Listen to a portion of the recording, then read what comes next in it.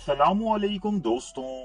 سلطنت عثمانیہ کے سلطان مراد چہارم کے بعد صرف اس کا ایک ہی بھائی زندہ بچا تھا جس کا نام ابراہیم تھا۔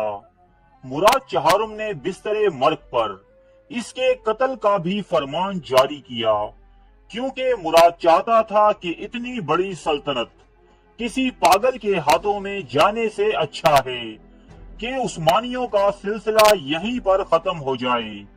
لیکن مراد کی ماں قاسم سلطان نے مداخلت کر کے ابراہیم کی جان بچا لی۔ ابراہیم 1615 عیسوی میں پیدا ہوا۔ اسے اس کے بچپن ہی سے ایک پنجرے نما کمرے میں بند رکھا گیا۔ دوسرا، ہر وقت موت کے خوف نے اس کی دماغی حالت نہایت ابتر کر دی۔ اس کا یہ خوف جائز بھی تھا، کیونکہ مراد چہارم نے اپنے تمام ہی بھائیوں کو مار ڈالا تھا سوائے ابراہیم کے۔ مراد چہارم کی وفات کے بعد جب امرائے سلطنت ابراہیم کو پنجرے سے نکالنے کے لیے وہاں پہنچے تو ابراہیم نے باہر آنے سے انکار کر دیا۔ اسے یقین ہی نہ تھا کہ اس کا بھائی مر چکا ہے۔ بعد ازاں قاسم سلطان کے یقین دلانے پر وہ پنجرے سے باہر آیا اور شاہی حرم میں داخل ہوتے ہی ناچنے اور گانے لگا۔ سلطان ابراہیم تخت نشین ہوتے ہی اپنے اندر 23 سالوں سے دبی ہوس کو پورا کرنے کی خاطر سر سے پاؤں تک عیاشیوں میں ڈوب گیا۔ اس تمام عرصہ قاسم سلطان اپنے بیٹے کی جگہ حکومت کرتی رہی، اس لیے قاسم سلطان خود ابراہیم کے لیے کنواری اور موٹی لڑکیوں کا انتخاب کیا کرتی۔ یہ بہت ہی دلچسپ بات ہے دوستوں کہ سلطان ابراہیم کو موٹی عورتیں دیوانگی کی حد تک پسند تھیں، جبکہ اس کی عیاشی کا یہ عالم تھا کہ محل میں کام کرنے والی کوئی بھی غلام لڑکی اس کے ہاتھوں سے محفوظ نہ تھی۔ یہ جس پر ہاتھ رکھ دیتا اس لڑکی کو جرأت نہ ہوتی کہ اسے انکار کر دے۔ سلطان ابراہیم اپنی تمام کنیزوں کو محل کے باغ میں جمع کر کے انہیں کپڑے اتارنے کا حکم دیا کرتا۔ اس کے بعد انہیں لاتے مارتا، گھسیٹتا اور ان کی بے حرمتی کیا کرتا۔ ایک مرتبہ سلطان ابراہیم کی گندی نظر مفتی اعظم کی حسین و جمیل بیٹی پر پڑ گئی اور ابراہیم نے اسے شادی کا پیغام بھیجا۔ مفتی اعظم جو اپنے زہد و تقوی میں ساری ریاست میں مشہور تھے، ابراہیم کی تمام حرکتوں سے باخبر تھے، اس لیے اس رشتے سے انکار کر دیا گیا۔ ابراہیم اس انکار پر ایسا چراغ پا ہوا کہ اس نے مفتی اعظم کی بیٹی کو اغوا کروا کر کئی دن اپنے محل میں قید رکھا۔ جب اچھی طرح اس کی جوانی کو نوچ چکا تو اسے واپس اس کے باپ کے حوالے کر دیا۔ 1641 عیسوی میں ابراہیم کی ایک کنیز تورحان کے ہاں ایک لڑکے شہزادے محمد کی پیدائش ہوئی۔ یہاں ابراہیم نے اپنے بیٹے کی خدمت پر معمور اس کی آیا کو بھی نہ بخشا۔ وہ آئی تھی اس کے بیٹے کی دیکھ بھال کی خاطر، لیکن جلد ہی حاملہ ہو کر شاہی حرم میں منتقل ہو گئی۔ سلطان کی ان حرکتوں پر ایک مرتبہ اس کی لڑائی تورحان خاتون سے ہوئی۔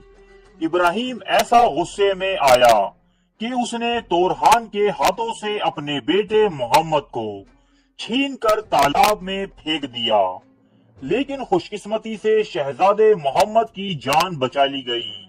اس کے بعد سلطان ابراہیم کے محل کی مختلف کنیزوں سے کئی بچوں کی ولادت ہوتی رہی۔ ایک مرتبہ ابراہیم اپنے وزیر کبودان یوسف پاشا سے ایسا خوش ہوا کہ اس سے اپنی 3 سالہ بیٹی فاطمہ کی منگنی کر دی، مگر اگلے ہی سال غضبناک ہو کر اسے موت کے گھاٹ اتار دیا۔ یورپ سے بڑے بڑے جیولرز اور ڈیزائنرز اس کی آرائش کے لیے بلوائے جاتے۔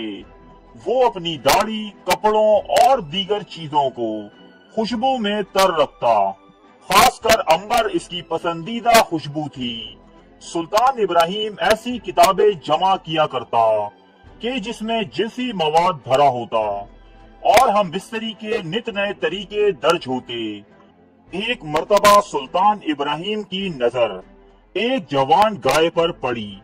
ابراہیم کو یہ گائے ایسی بھائی کہ اس نے اس گائے کے سونے کے مجسمے بنوا کر سلطنت کے طول و عرض میں روانہ کیے اور ایسے خد و خال کی حامل عورت کی فرمائش ظاہر کی۔ بہت چھان بین کے بعد ایسی ایک عورت آرمینیا سے لائی گئی۔ اس کا نام شکرپارا تھا اور اس کا وزن 150 کلو گرام تھا۔ سلطان کو یہ بہت پسند آئی اور اسے فوراً حرم میں داخل کر لیا گیا۔ ایک دن اسی کنیز شکرپارا نے سلطان ابراہیم کو ایک خبر دی جس کے مطابق حرم کی ایک کنیز کے کسی بیرونی آدمی سے تعلقات تھے، مگر وہ اس کے نام اور تفصیلات سے آگاہ نہیں تھی۔ یہ سن کر ابراہیم 3 دن تک مسلسل غضبناک رہا۔ اس دوران اس کے کم سن بیٹے محمد نے ابراہیم کے ساتھ ایک چھوٹا سا مذاق کیا، جس پر تیش کھا کر سلطان نے اپنے ہی بیٹے محمد کے چہرے پر ایک ایسا وار کیا کہ اس کا نشان مرتے دم تک محمد کے ساتھ رہا۔ حرم کے نگراں خواجہ سرا نے مطلوبہ کنیز کی نشاندہی کی خاطر بہت سی کنیزوں پر تشدد کیا، مگر وہ ناکام رہا۔ اب سلطان ابراہیم نے یہ فیصلہ صادر کیا کہ حرم کی تمام کنیزوں، جن کی تعداد 280 کے قریب تھی، سب کی سب سمندر میں پھینک دی جائیں، سوائے تورہان اور شکرپارا کے علاوہ۔ ان سب میں سے صرف ایک کنیز زندہ رہ سکی، جسے ایک فرانسیسی جہاز نے پانی سے نکال لیا تھا۔ قاسم سلطان نے شکرپارا کے بڑھتے ہوئے اثر و رسوخ کو دیکھتے ہوئے ایک دن اس کی دعوت کی اور اسے قتل کروا دیا، جبکہ سلطان ابراہیم سے کہا گیا کہ وہ شدید بیمار تھی۔ ابراہیم کے دور میں سلطنت کے گورنر ان علاقوں کے مالک بن گئے۔ عثمانی دفتروں کو بیچ کھایا گیا۔ سلطان کی عیاشیوں کے خاطر نہایت مضحکہ خیز ٹیکسز عائد کیے جاتے، جیسے کہ سلطان کی خوشبو کے لیے ایک الگ ٹیکس جس کا نام امبر تھا۔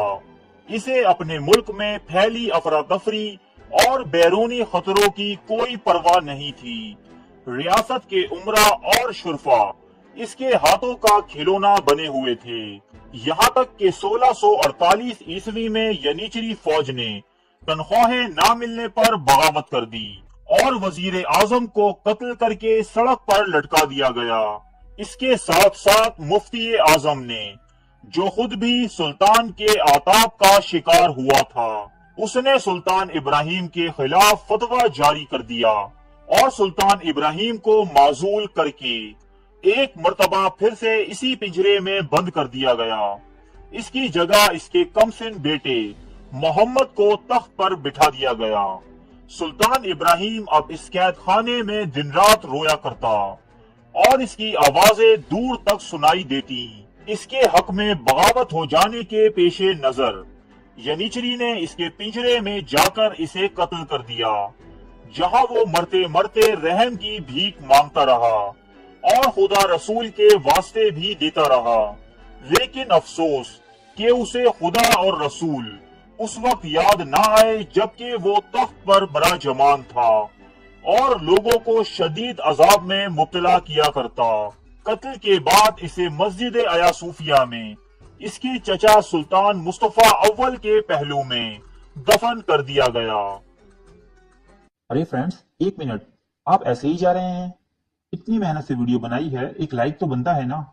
اور دوسرا یہ کہ آپ ہمیں اتنی بڑی دنیا میں دوبارہ کیسے ڈھونڈیں گے؟ تو اس کا حل یہ ہے کہ آپ ہمارے چینل کو سبسکرائب کر لیجئے اور اس بیل کے آئیکن کو کلک کر دیجئے۔ اس طرح ہمارے آنے والی تمام ویڈیوز آپ تک پہنچتی رہیں گی۔ ارے ڈریے مت، یہ بالکل فری ہے۔